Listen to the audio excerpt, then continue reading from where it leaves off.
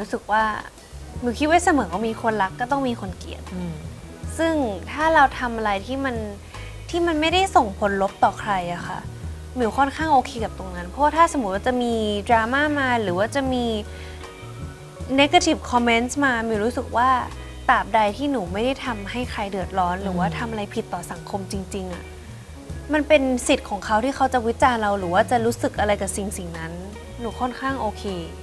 สิ่งนี้อาจจะไม่ได้ถูกใจแต่มันไม่ได้ผิดหนูก็จะรับตรงนั้นโอเคต้องยอมรับว่าหนูเป็นคนที่เซนซิทีฟมากหนูเป็นคนที่ถ้าอ่านคอมเมนต์ที่มันลบๆอ่ะหนูจะรู้สึกทันทีอะไรเงี้ยคือหนูรู้จุดอ่อนตัวเองตรงนั้นก็เลยรู้สึกว่าพอเรารู้จุดอ่อนตัวเองปุ๊บเราก็คือพยายามที่จะ improve มันด้วยการที่มีสติมากขึ้นอย่างที่บอกว่าต้องรู้ว่าตัวเองเป็นใครรู้ว่าตัวเองต้องการอะไรอะไรเงี้ยแล้วก็คิดว่าสิ่งเหล่านั้นมันบ่งบอกความเป็นเราจริงๆหรือเปล่าถ้าไม่ก็คือต้องตัดออกอะไรเงี้ยอันนี้คือเป็นสิ่งที่หนูต้องทำกันบ้านนะถ้าพูดตรงๆคือหนูไม่ได้เชี่ยวชาญด้านนี้อะไรเงี้ยเพราะว่า10 ปีในวงการบันเทิงมาหนูไม่เคยโดนอะไรที่มันแบบถาโถมหรือหนักเลยอะไรเงี้ยใช่ก็เลยรู้สึกว่าถ้าเจอจริงๆมันก็คงยากสำหรับเราแต่ว่ามันก็คงทำให้เราได้เรียนรู้อะไรแบบก้าวกระโดดมากๆอะไรเงี้ยค่ะ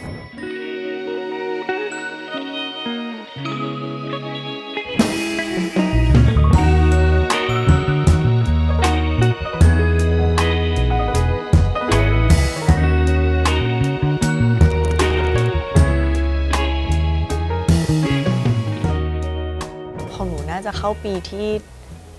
10มั้งค่ะ10-year anniversary ของหนูน่าจะปีที่เหมือนจะเป็นปีแรกที่ทำงานแบบวงการบันเทิงจริงจังค่ะรู้สึกว่าโชคดีที่ได้เล่นโปรเจกต์นี้ค่ะแล้วก็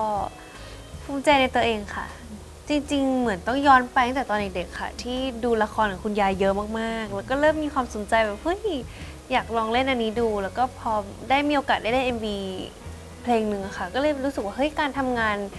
ช่วงชั่วโมงแบบนี้เราโอเคแล้วก็แฮปปี้กับมันมากๆแล้วก็บวกกับไม่ได้มายที่จะมาอยู่หน้ากล้องอะไรอย่างเงี้ยค่ะ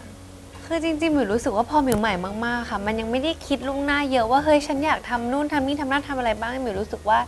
อยากเก็บเกี่ยวหรือว่าทำในสิ่งที่ได้โอกาสมาให้ดีที่สุดก่อนอะไรอย่างเงี้ยค่ะแต่ถ้ามีโอกาสก็สักครั้งในชีวิตก็อยากลองเล่นภาพยนตร์เหมือนกันแต่ว่าอาจจะไม่ใช่แนวหนังผีแต่ว่าใครจะไปรู้อาจจะเล่นได้ก็ได้นะคะอาจจะแบบกุ๊กเป็นการเรียกว่าเป็น journey ของการเก็บเกี่ยวประสบการณ์มากกว่าเรียนรู้ที่จะได้อยู่กับคนหลายๆแบบอะไรเงี้ยมันทำให้หนูเขาเรียกว่าอะไรอะเข้าใจในการทำงานของทุกส่วนมากขึ้นอะไรเงี้ยพอเราได้มาเจอทีมไฟทีมกล้องทีม PR แบบหลายๆทีมอะไรเงี้ยเราจะรู้ว่าการทำงานแต่ละคนของแต่ละทีมอะมันมีความยากไม่เหมือนกันในการเป็นนักแสดงก็มีความยากของเขาอะไรเงี้ยไม่มีใครที่เป็นลีดแต่ทุกคนต้องเข้าใจกันแล้วเราเองที่เป็นนักแสดงเราก็ต้องเข้าใจในการทำงานของทุกส่วนอะไรเงี้ยมันทำให้หนู appreciate ในทุกอาชีพค่ะในการเป็นอาชีพนักแสดงคือหนูรู้สึกว่าหนูไม่ได้เป็นคนแข่งกับใครหนูก็เลยรู้สึกว่ามันเป็นปกติของทุกอาชีพที่มันจะต้องมีคู่แข่งอยู่แล้วอะแต่ท้ายที่สุดแล้วถ้าเรารู้สึกว่าเราโฟกัสที่ journey ของเราที่ road ของเราอะมันไม่มีอะไรที่มาทำให้เรารู้สึกแย่หรือว่ารู้สึกด้อยได้เลยอะค่ะพอเรามองเส้นทางว่าแบบเฮ้ยในอนาคตต่อไปอีก 2-3 ปีอะมันจะเป็นยังไงบทที่เราได้รับมันจะแบบว่าแตกแยกไปหรือเปล่าอะไรเงี้ยเป็นช่วงเวลาที่แบบคิดว่าแบบหรือว่าเราจะไปทำอาชีพอื่นดีอะไรเงี้ยเพราะว่าพอเป็นวงการบันเทิงเนาะมันก็ขึ้นอยู่กับผู้ใหญ่ให้โอกาสเราด้วยไม่ได้ขึ้นอยู่กับเรา 100% อะไรเงี้ยก็เลยรู้สึกว่าก็เราก็ยังไม่แน่ใจว่าในอนาคตตอนนั้นมันจะเป็นยังไงมากกว่าสุดท้ายแล้วหนูว่าหนูก็ยังมีความหวังกับตรงนี้อยู่ก็ยังมีความสุขกับการได้เป็นนักแสดงได้รับบทใหม่ๆอยู่เพราะว่าเหมือนแบบช่วงปีหลังๆอ่ะผู้ใหญ่ก็ให้โอกาสได้ให้หนูได้ลองถึงบทบาทใหม่ๆมากขึ้นก็เลยรู้สึกว่าเราก็ยังสนุกกับตรงนี้อยู่ค่ะ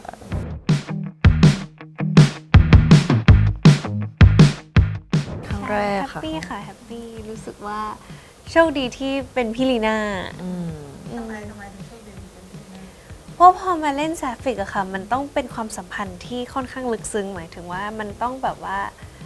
แชร์อะไรด้วยกันเยอะมากๆแล้วก็ทำงานด้วยกันเยอะค่ะแล้วก็แค่นึกไม่ออกว่าถ้าไม่ใช่พี่ลีน่าจะเป็นยังไงไม่น่า ก็ไม่น่าเป็นหมิวอยู่ตรงนี้เหมือนกันแปลกใหม่ดีค่ะแปลกใหม่ดีตามจริง10 ปีในวงการของหนูอะไม่เคยเล่นอะไรที่มันจะต้องอินทิเมทขนาดนี้แบบใกล้ชิดกับ ตัวละครไหนขนาดนี้มาก่อนอะไรเงี้ยอันนี้ก็เป็นครั้งแรกแล้วก็กลับกลายเป็นว่าเป็นคนที่เรารู้จักมาหลายปีด้วยอะไรเงี้ยก็รู้สึกว่าสบายใจนะเป็นการทำงานที่แบบสบายใจมากถ้าทุกคนได้เห็นภาพเบื้องหลังอะมันทุกอย่างมันแบบเนาะมันธรรมชาติมากๆมันแบบ จริงค่ะเบื้องหลังที่เห็นก็แบบว้าวซ่าเหมือนกันว่าเฮ้ย เพิ่งรู้เหมือนกันว่าเบื้องหลังเป็นอย่างนั้น ใช่นี่คือเบื้องหลังเหรอนี่คือเราเหรออะไรอย่าง ใช่ เงี้ยหมิวว่ามันคือการรู้จักกันในบทบาทใหม่ แต่สุดท้ายแล้วพวกเราค่อนข้างแบบว่าเป็นตัวเองกันมากๆค่ะมันไม่ได้ปรับจูนอะไรมากเนาะมันก็คือเหมือนอัดแอปเหมือนเวลาเราไปอยู่กับใครคนหนึ่งที่แบบอยู่ด้วยกันเยอะมันก็ต้องอัดแอปตาม นิสัยอีกคนหนึ่งอะไร ใช่ เงี้ย แต่เราไม่ได้ตั้งใจอะค่ะมันแค่ต้อง give and take ใช่ เรียนรู้นิสัยของกันและกันอะไร เรียนรู้ข้อดีข้อเสีย ใช่ หรือว่าแบบมวล energy เขาอะไรเงี้ย ใช่ เพราะว่า ใช่ พอเราทำงานด้วยกันทุกวันอ่ะเราก็จะต้องสัมผัสได้ว่าโอเคเขาจะเป็นช่วงนี้เขาเป็นแบบนี้นะอะไรเงี้ยมันต้องเข้าใจกันมากๆค่ะ ก็คุยกันเยอะขึ้นนะคะ แต่ว่าเหมือนพวกเราเหมือนฟีลแบบชอบดีฟทอกัน เปิดใจกันตั้งแต่วันแรกที่ร่วมงานกันเลยอะไรเงี้ยมันก็เลยค่อนข้างสะดวกใจในการแบบว่าคุยนู่นคุยนี่ก็เลยโอเคใช่ไหม อือหือ เพราะว่าด้วยคำที่อย่างที่บอกมิวใหม่อะค่ะเราอาจจะยังไม่รู้อะไรในหลายๆอย่างในวงการบันเทิงแล้วก็รู้สึกว่าเอ้ยเราอาจจะทำอะไรผิดถูก พี่เขาก็อาจจะไกด์เราได้ก็เลยอยากจะบอกเขาว่า เอ้ยเราโอเคนะที่เราเป็นคนรับฟังอะค่ะแบบพูดอะไรก็ได้ถ้าสมมติไม่โอเคอะไรรู้สึกมิวเป็นคนที่แคร์คนรอบข้างแบบแคร์ความรู้สึกในการกระทำของตัวเอง ถ้าสมมติอะไรที่มิวทำแล้วพี่เขาไม่โอเคก็บอกได้เลยมิวจะเป็นแนวนั้นเลยไม่ได้ตั้งใจว่าจะดีฟทอล์กแต่ก็คือแบบออกตัวไว้ก่อนเลยว่าเฮ้ยถ้ามีอะไรที่ไม่โอเค ก็บอกมิวได้นะอะไรอย่างงี้มิวโอเคที่จะฟังแล้วก็ปรับ คือเหมือนหนูเป็นคนที่ไม่ค่อยเปิดให้ใครเท่าไหร่ค่ะ แล้วก็รู้สึกว่าในการทำโปรเจกต์เนี้ยถ้าเราไม่เปิดแบบหมด หรือว่าไม่เปิดแบบให้เขาเข้าถึงตัวเราได้อะมันจะไม่มีทางเล่นได้ แล้วก็ไม่มีทางทำซีนออกมาให้มันธรรมชาติได้อะไรเงี้ยหนูรู้สึกว่าการเล่นซีรีส์แบบเนี้ยมันต้องธรรมชาติ เราต้องมีความรู้สึกจริง ๆ ผสมเข้าไปด้วยมันถึงจะออกมา อย่างหนูก็จะมีแบบบางซีนที่หนูต้องดีไซน์ซีนเหมือนกันนะว่าแบบอันเนี้ยหนูอยากเพิ่มตรงนี้ ซึ่งมันต้องเกิดจากความรู้สึกจริง ๆ ของเราถึงจะให้มันเกิดขึ้นได้อะไรเงี้ยก็เลยรู้สึกว่าตัดสินใจเปิดกับน้องไปเลยว่าเหมือนแบบให้น้องเข้าใจในตัวเรา ให้น้องรู้จักเราจริง ๆ ไปเลยดีกว่าอะไรเงี้ยโทรไปปรึกษาเป็นชั่วโมงก็เคยมาแล้ว ใช่คุยกันทุกเรื่องค่ะเพราะหมิวรู้สึกว่าพอเราสนิทกันจริง ๆอ่ะมันไม่รู้หมิวไม่แน่ใจเหมือนกันแต่ไม่ว่าจะทำงานในพาร์ทไหนหมิวรู้สึกว่ามันแอบควรสนิทกันนิดนึง แอบควรสนิทแอบควรสนิท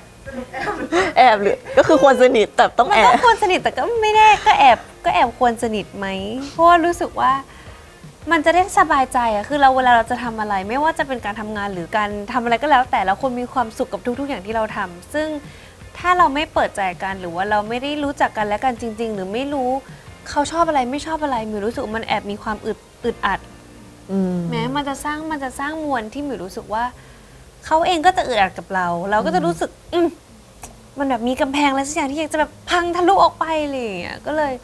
คุยกันดีกว่า จะเป็นคู่ที่บวกลบกันค่ะ สมมติในเรื่องเนี้ยที่เรารู้สึกไม่ agree เขาก็จะยอมหรือบางเรื่องอันเนี้ยก็จะยอมคือมันจะเหมือนมีเรื่องที่ต่างฝ่ายต่างยอมให้กันและกันมากกว่า อาจจะไม่ได้มีคอน FLICT แบบโอ้โหแบบ feel give and take ใช่ เสียสละแบบมันไม่เชิงมันไม่ถึงกับคำว่าเสียสละแต่มันคือคำว่าแบบ ถ้าไหนเราหยวนได้เราก็จะหย หย ว วน นใช่คำนี้แหละ บางเรื่องเราก็หยวนให้เขาบางเรื่องเขาก็หยวนให้เรามันเลยเหมือนแบบ ใช่ ไม่ได้มีคอน FLICT แบบอื้อหือไม่มีเลยค่ะ อย่าเลยค่ะอย่าเลย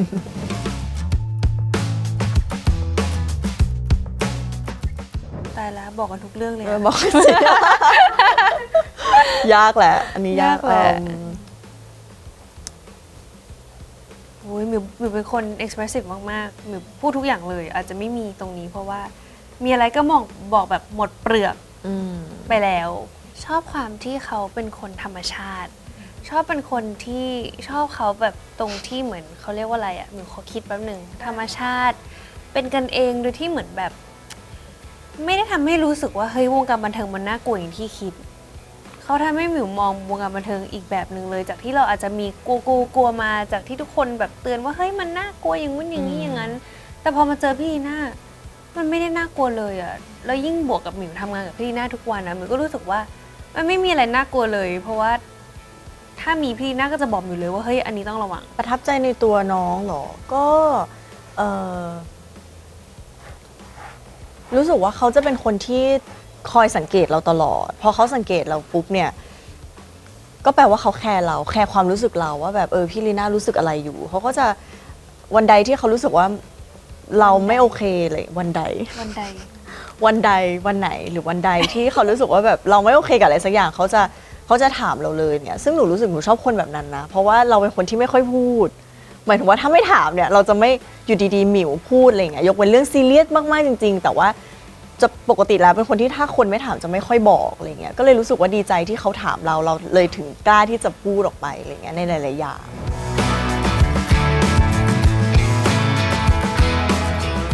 ถ้าสำหรับหนูคือเหมือนหนูอยู่มาสักพักแล้วอะแล้วมันไม่ได้เคยมีความคาดหวังอะไรขนาดนั้นอยู่แล้วคือหนูเชื่อใน life timing อยู่แล้วอะไรเงี้ยก็เลยรู้สึกว่าทำวันนี้ให้ดีที่สุดจริงดีกว่าอะไรเงี้ยทุกครั้งที่หนูได้โปรเจกต์ใหม่ได้ละครใหม่ได้ต้องศึกษาตัวละครใหม่หนูจะทำยังไงก็ได้ให้หนูแสดงออกมาให้ถึงบทบาทตัวละครนั้นที่สุดอะไรเงี้ยอันนั้นคือความคาดหวังของหนูให้ตัวเองแสดงออกมาให้ถึงบทบาทมากที่สุดค่ะในทุกบทที่หนูได้รับคือสุดท้ายแล้วกด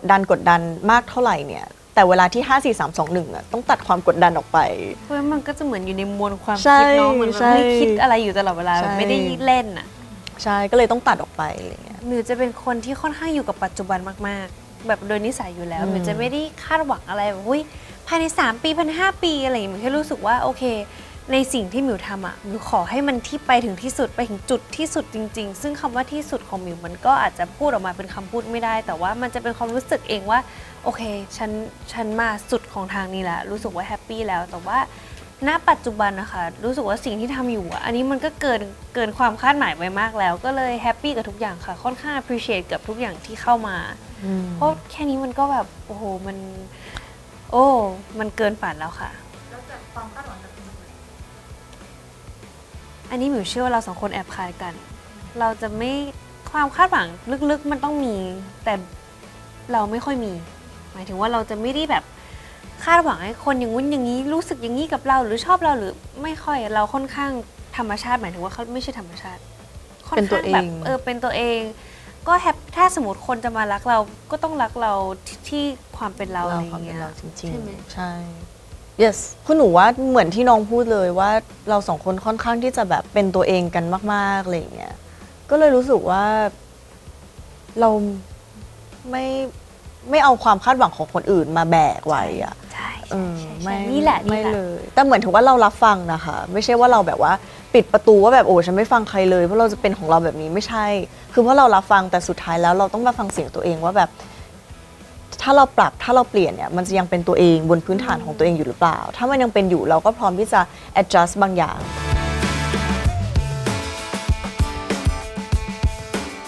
ไม่คิดเลยอ่ะคือหมิวรู้สึกว่าพอด้วยคำที่หมิวเข้ามาแบบไม่ได้ expect อะไรแล้วทุกอย่างมัน unexpected มากๆมันก็จะไม่ได้มีความคาดหวังกับแฟนๆหรืออะไรแต่หมิวรู้สึกว่าสิ่งที่ได้รับตอนนี้อ่ะมันดีมากๆเลยอ่ะแบบทุกคนรักเราที่เราเป็นเรารู้สึกดีใจที่มีคนแบบรักเราดีใจที่มีคนตั้งใจมาหาเราตามงานต่างๆ แล้วก็ซัพพอร์ตเราตลอดแล้วก็คอยให้กำลังใจผ่านโซเชียลมีเดียมิวก็เห็นแต่แบบคอมเมนต์ดีๆ เยอะมากๆเลยค่ะรู้สึกว่าเขาคือกำลังใจในการทำงานของมิวเหมือนกันนะใช่ไหมรู้สึกว่าเขาแบบพอมันมีคนมาหาเราสมมติว่าวันที่เราไปโปรโมทไปที่ช่องอย่างเงี้ยค่ะแล้วมีคนมารออย่างเงี้ยก็ไม่อยากให้เขาลำบากมารอตั้งแต่เช้าแต่ก็รู้สึกว่าแบบพอเจอแล้วมีความสุขจังเลยรู้สึกว่ามีแรงในการทำงานแล้วก็อยากลงมาหาเขามากคือหนูว่าความสัมพันธ์ศิลปินกับแฟนคลับเนี่ยมันเป็นความสัมพันธ์ที่เหมือน give and take เหมือนกันนะหมายถึงว่าเขาให้เราก็อยากจะมอบความสุขกลับให้เขามันคือการให้กันและกันมันไม่ใช่ว่าเราให้เขาอยู่ฝ่ายเดียวหรือเขาต้องให้เราอยู่ฝ่ายเดียวมันคือการที่เราให้กันและกันอะไรเงี้ยหนูว่ามันเป็นความสัมพันธ์ที่แบบน่ารักอะแบบว่าเป็น give and take จริงๆค่ะไม่ว่าจะความสัมพันธ์ไหนมิวรู้สึกว่าการ give and take สำคัญมากเพราะมันคือการ respect กันและกันด้วยอะค่ะใช่ มันอยู่ในเบสไลน์นี้หมดเลยอะเพราะแบบเราก็ respect เขาก็ respect เราอะไรอย่างงี้มันก็แบบ give and take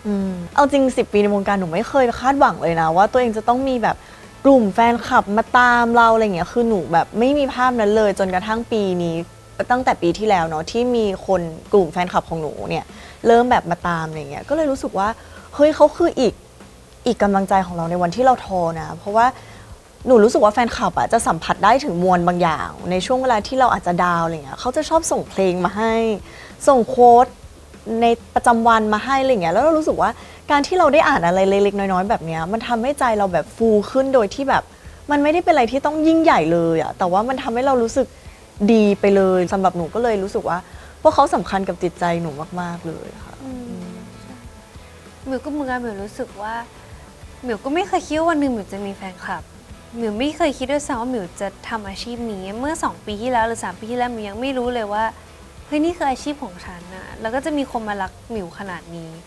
ซึ่งทุกวันนี้ตื่นเช้ามาก็ทักทาย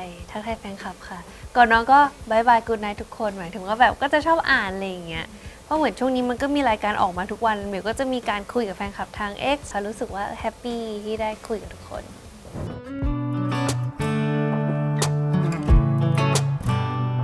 โตขึ้นเยอะมากเลยนะ เพราะว่าก่อนหน้านี้คือมันแบบ ไม่รู้ว่ามันคือคำว่าเป็นผู้ใหญ่ขึ้นนะคะ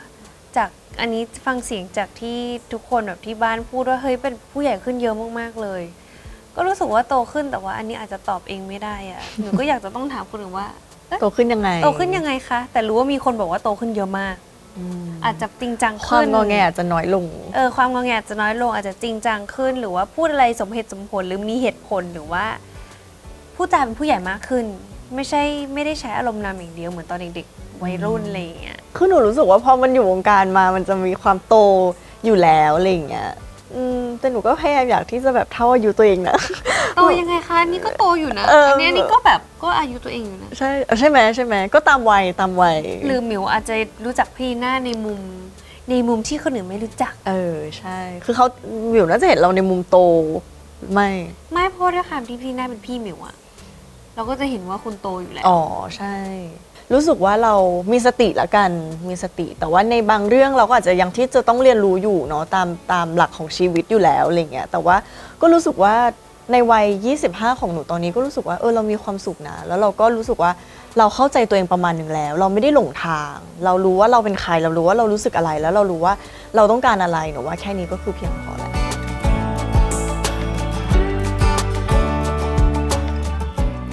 ถามว่ากลัวไหมส่วนตัวหมิวไม่ค่อยกลัวหมิวรู้สึกว่าหมิวคิดไว้เสมอว่ามีคนรักก็ต้องมีคนเกลียด ซึ่งถ้าเราทำอะไรที่มันไม่ได้ส่งผลลบต่อใครอะค่ะหมิวค่อนข้างโอเคกับตรงนั้น เพราะว่าถ้าสมมติว่าจะมีดราม่ามาหรือว่าจะมี negative comments มาหมิวรู้สึกว่าตราบใดที่หนูไม่ได้ทำให้ใครเดือดร้อน หรือว่าทำอะไรผิดต่อสังคมจริงๆอะ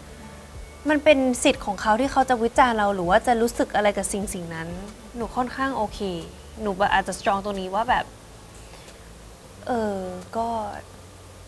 เขาอาจจะไม่ชอบเขาสิ่งนี้อาจจะไม่ได้ถูกใจแต่มันไม่ได้ผิด หนูก็จะรับตรงนั้นโอเค ถ้าเป็นอะไรที่เฮ้ยอันนี้เราความผิดเราเองอะหนูก็จะเอาข้อเนี้ยหรือว่าการโดนติแบบเนี้ยเป็นการพัฒนาตัวเองและเตือนสติตัวเอง แต่ว่าถ้าเป็นอะไรที่มันแค่อาจจะไม่ได้ถูกใจเขาอะหนูอาจจะแค่ต้องปล่อยผ่านเพื่อ protect ตัวเองอะไรอย่างเงี้ยค่ะแต่ก็จะเขาเรียกว่าอะไรอะเหมือนอ่านและฟังเพื่อแก้ไขเพื่อ improve ตัวเอง แต่ไม่ได้เพื่อมานั่งทำให้ตัวเอง down หรือว่ากดตัวเองลงดิ่งอย่างเงี้ยไม่ใช่แนวนั้น ของหนูอาจจะค่อนข้างแตกต่างกับน้อง แต่ว่าคือหนูรู้สึกว่าสิ่งเหล่านี้เป็นสิ่งที่เราห้ามไม่ได้ ให้คนคอมเมนต์ไม่ให้คนเกลียดไม่ให้คนอะไรเงี้ยหนูว่ามันเป็นสิ่งภายนอกมากๆที่เราควบคุมไม่ได้อะไรเงี้ยแต่ว่าท้ายที่สุดคือหนูต้องยอมรับว่าหนูเป็นคนที่เซนซิทีฟมากหนูเป็นคนที่ถ้าอ่านคอมเมนต์ที่มันลบๆอ่ะหนูจะรู้สึกทันทีอะไรเงี้ยคือหนูรู้จุดอ่อนตัวเองตรงนั้นก็เลยรู้สึกว่าพอเรารู้จุดอ่อนตัวเองปุ๊บเราก็คือพยายามที่จะimprove มันด้วยการที่มีสติมากขึ้น อย่างที่บอกว่าต้องรู้ว่าตัวเองเป็นใคร รู้ว่าตัวเองต้องการอะไรอะไรเงี้ย แล้วก็คิดว่าสิ่งเหล่านั้นมันบ่งบอกความเป็นเราจริง ๆ หรือเปล่า ถ้าไม่ก็คือต้องตัดออกอะไรเงี้ย อันนี้คือเป็นสิ่งที่หนูต้องทำกันบ้านนะ ถ้าพูดตรงๆ คือหนูไม่ได้เชี่ยวชาญด้านนี้อะไรเงี้ย เพราะว่า10 ปีในวงการบันเทิงมาหนูไม่เคยโดนอะไรที่มันแบบถาโถมหรือหนักเลยอะไรเงี้ย ใช่ ก็เลยรู้สึกว่าถ้าเจอจริงๆ มันก็คงยากสำหรับเรา แต่ว่ามันก็คงทำให้เราได้เรียนรู้อะไรแบบก้าวกระโดดมากๆอะไรเงี้ยค่ะ อุ๊ยแต่ว่าอยากชมพี่หน้าอย่างหนึ่งเขาพี่หน้าก่อนอันนี้เขาเป็นคนที่ชอบอ่านเยอะมากๆใช่ไหมคะแต่ตั้งแต่ซีรีส์ออนอ่ะเขาไม่อ่านเลยนะซึ่งอันนี้รู้สึกว่าภูมิใจมากเพราะว่าปกติพี่หน้าเป็นคนชอบอ่าน เ เป็นนิสัยแบบไม่ใช่นิสัยเขาเรียกเป็นคนที่ชอบอ่านหนังสืออยู่แล้วหนึ่งโซเชียลมีเดียก็ชอบอ่าน แต่พอเขารู้ว่าเฮ้ยตัวเองเป็นแบบนี้นี่คือจุดอ่อนของเขา ซึ่งมันไม่ง่ายนะคะ ที่คนที่ชอบอ่านแล้วอยู่ดีจะไม่อ่านอะ ใช่ ใช่หนูแบบเก่งมาก ต้องมีสติต้องมีสติ จะได้ไม่ต้องหน่อย คือถึงแม้ว่าเราจะพูดแบบไม่มีผลกับเราหรอก แต่มันมีผลนะมันพูดแบบหนูรู้เลยว่ามันมีผลกับเรากับจิตใจเราแน่ๆอะไรเงี้ยก็คือมันเหมือนเป็นการหาทางแก้ไขในนิสัยของตัวเองอะไรเงี้ยบางคนอาจจะสตรองพอที่จะอ่าน อันเนี้ยก็โอเคแล้วแต่อะไรเงี้ยแต่สำหรับหนูคือแบบไม่ได้เลยอะไรเงี้ยอาจจะต้องในอนาคตอาจจะเก่งขึ้นแต่นะวันนี้ขอเลือกทำวิธีนี้ด้วยการอ่านให้น้อยลงอะไรเงี้ยเผื่อแบบเลื่อนไปเจออะไรที่มันน่ากลัวแล้วเราจะอันเรดมันไม่ได้อะไร ไม่ เงี้ย เป็นไรมิวเป็นเกราะป้องกันตรงนั้นเพราะมิวแบบอ่านได้ใช่ไหมมิวพี่พอมีอะไรดีๆมิวก็จะส่งให้เขาอ่านเล ใช่ ย ใช่ใช่มิวเคยส่งมา มิว แบ จะ บ ชอบส่งอะไรดีๆอ่ะสมมติในแบบ ไม่ว่าจะในแอปพลิเคชันไหนแล้วเจออะไรดีๆที่แบบเฮ้ยมันทำถ้าส่งให้เขาเห็นนะเขาน่าจะมีกำลังใจหรือแบบมีความสุขอ่ะมิวก็ส่งไปเลยอ่านไหมไม่รู้ส่งไป อ่าน ก่ อ่านคนนี้เขาสตรองไงคะ ใช่ แบบว่าอ่านได้ฉันอ่านได้หมด จริงๆ เล อ่ะ ย ภายนอกอ่ะอาจจะดูเป็นคนปกเปียกแต่จริงๆแบบค่อนข้างแข็งแรง emotionally strong ใช่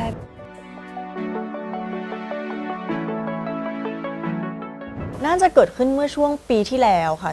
2024 เหมือนผู้ใหญ่พี่ดิวเขามาถามหนูว่าอยากเล่นซีรีส์แนว Girls Love หรือเปล่าอะไรเงี้ย หนูก็แบบเฮ้ยจริงเหรอคะพี่ดิวแบบสนใจนะ คือหนูเป็นคนไม่ปฏิเสธบทอยู่แล้วอะไม่ว่าจะเรื่องไหนบทบาทไหนหนูไม่เคยแบบหนูขอดูก่อนแล้วก็อะไรเงี้ยคือหนูไม่เคยเลยอะไรเงี้ยรู้สึกว่าทุกบทมันมีความน่าสนใจในแบบของเขาอะไรเงี้ยก็เลยรู้สึกว่าโอเคค่ะ รับค่ะอะไรเงี้ยพอหนูรับปุ๊บหลังจากนั้นก็ต้องมาหาคู่ค่ะว่าเคมีของหนูอะจะคู่กับใครได้บ้างอะไรเงี้ยก็เปิดการแบบมีแคสติ้งเกิดขึ้นอะไรเงี้ยค่ะก็โอ้โหหลายท่านเลยค่ะที่มาแคสกับหนู เยอะมากๆ เป็น 10 คนเลย เขาบอกว่าเหมือนอันนี้ได้ยินทีมงานในช่องพูดมาอีกทีว่าหนูดูเป็นสเปคผู้หญิง แบบดูเป็นเขาเรียกอะไรอ่ะเขาเรียกว่าอะไรเหมือนแบบ เหมือนแบบเป็น attractive ใช่เหมือนแบบ attractive ต่อ woman attractive ต่อ woman ใช่ค่ะ แบบมีจุดที่ทำให้ดึงดูดผู้หญิงเพศหญิงได้อะไรเงี้ยเขาบอกแบบนี้หนูก็หรอจริงเหรอคะคือตอนแรกๆหนูก็ไม่ค่อยเข้าใจหนูก็แบบจริงเหรออะไรเงี้ย จริงหุยคนชอบเขาเยอะนะคะ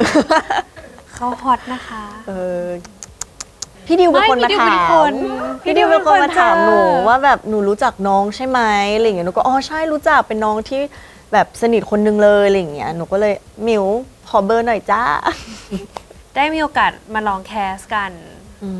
แล้วก็เข้าตากรรมการทั้งสอง ใช่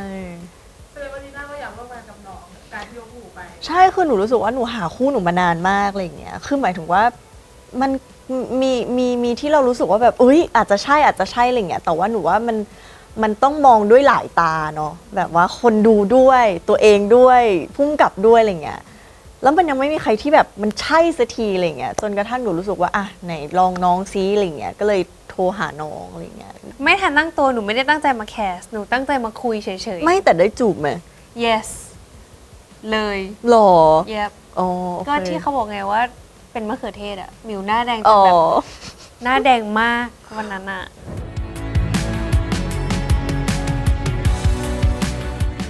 เป็นเรื่องเกี่ยวกับเพื่อนสนิท2 คนค่ะที่โตมาด้วยกันอะไรเงี้ยแต่ว่ามีฝ่ายหนึ่งที่แบบแอบรักอีกคนมาโดยตลอด แต่ด้วยความที่ตัวละครอลินเนี่ยต้องมีเหตุที่จะต้องไปเมืองนอกอะไรเงี้ยก็เลยทำให้ห่างหายกันไป8 ปี ใช่ ใช่ค่ะ แล้ว ซึ่งก็ทิ้งเราไว้เป็นเวลานาน8 ปี ตอนแรกเราจะ confess ค่ะ เราจะสารภาพรัก เพราะจริงๆ เราเป็นเพื่อนบ้านกันนะคะ เราโตมาตั้งแต่เด็กด้วยกันเลยอะไรอย่างเงี้ย แล้วเราก็เป็นฝ่ายแบบรักเขาฝั่งเดียวมาตลอด แล้วพอวันที่เราตัดสินใจจะบอกรักเขาก็ได้ไปเมืองนอกด้วยเหตุผลหนึ่ง แล้วพอได้บอกไปก็แต่ก็มีอุปสรรคต่างๆ นานาที่เจอตลอดเวลา แต่ก็ถือว่ามันเป็นเส้นทางความรักที่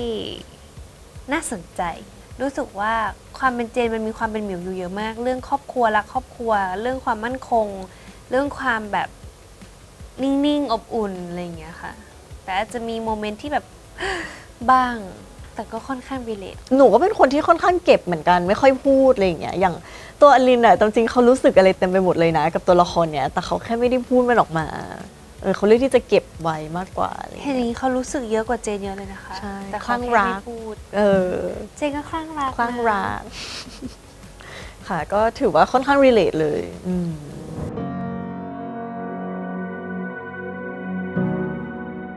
พาร์ทเนอร์ค่ะ มันเป็นการทำงานง่ายหรือว่ายังไง การทำงานง่ายมันไม่ได้อยู่ในสิ่งที่ทำไมที่ทำให้เราชอบพาร์ทเนอร์ มันสำหรับหมิวมันคือความรู้สึกที่แบบ อาจจะอธิบายไม่เก่งมาก อาจจะอธิบายไม่ได้เป็นคำพูดด้วยซ้ำกับ question นี้ แต่หมิวรู้สึกว่าสิ่งที่แฮปปี้ที่สุดและชอบที่สุดของโปรเจกต์ทั้งหมดนี้คือพาร์ทเนอร์โดยที่มันไม่ได้มีเหตุผลอะไรมาก อาจจะมีแต่ว่า ไม่บอก ไม่บอก ใช่รู้เลยว่า ไม่บอก ใช่ค่ะพาร์ทเนอร์เขาตอบไปเดียวคือพาร์ทเนอร์ ของหนูก็คือคำตอบของหนูคือมวลความรักตรงนี้ที่หนูชอบมากที่สุดในเรื่องนี้อะไรเงี้ยก็คือรวมถึงเขาด้วยแหละที่เข้ามาอยู่ในมวลนี้อะไรเงี้ยเป็นเขามันถึงเกิดมวลนี้ขึ้นมาอะไรเงี้ยคือตามจริงในซีรีส์ห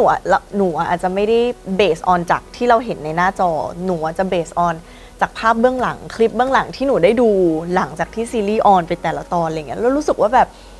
ภาพเบื้องหลังน่ารักมาก EP 2 เนอะ ใช่ ภาพเบื้องหลัง EP 2 ตกใจมากว่า เฮ้ย เราเล่นกันอย่าง ใช่ นี้เหรอ แล้วมันเกิดขึ้นโดยที่เราอ่ะ มันไม่ได้เป็นตัวละครนะคะ มันเป็นมวลที่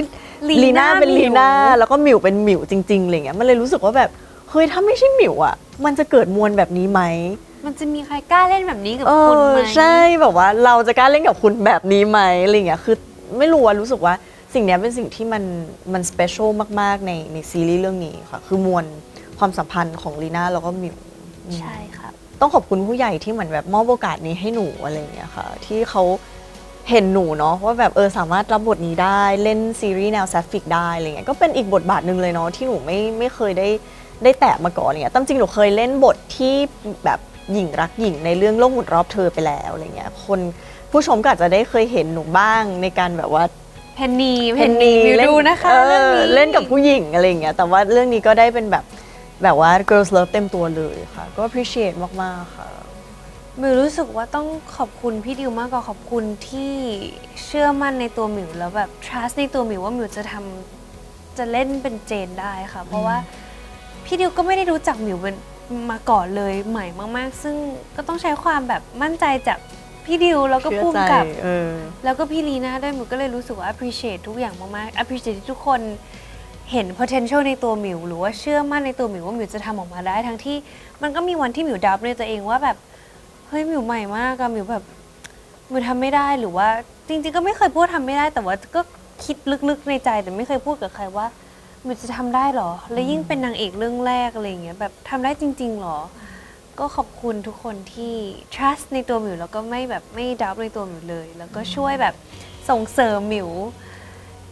ให้ไปให้สุดในแบบของเจน ค่ะก็ฝากซีรีส์ของพวกเราด้วยนะคะ รักสุดท้าย My Safe Zone ค่ะ ออนแอร์ทางช่อง 3 ทุกวันศุกร์ 2 ทุ่มครึ่งค่ะ แล้วก็สามารถดูย้อนหลังได้ที่3 plus แล้วก็ Netflix ค่ะ